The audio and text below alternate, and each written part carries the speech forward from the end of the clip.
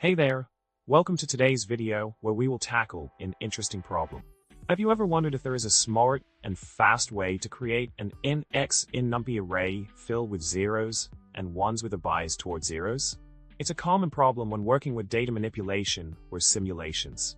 Let's dive in and find the solution to this intriguing challenge. So, the solution to our problem involves using Numpy's random choice function with custom probabilities.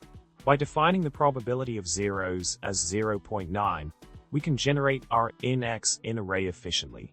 This approach allows us to create the matrix with the desired bias toward zeros, providing a cleaner and faster solution to our initial problem. Building on that, another method to achieve the same result is by generating random numbers in the 0-1 range, comparing them to the probability of zeros, and converting the resulting booleans to integers. This alternative approach offers flexibility in how we handle the bias towards zeros, catering to different preferences or requirements in our data generation process. Continuing with our exploration, let's take a look at an example output of the generated array. As you can see, the matrix reflects the bias towards zeros that we specified, showcasing how these techniques can be seamlessly implemented to meet specific needs in data manipulation scenarios. It's fascinating to witness how simple yet powerful these methods can be in solving complex problems efficiently.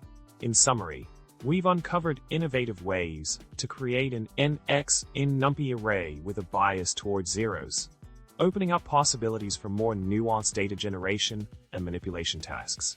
I hope you found this video helpful and engaging. Don't forget to subscribe, like the video, and share your thoughts in the comments below. Remember, biasing towards zeros can make your data more exciting than biasing towards ones, isn't that right?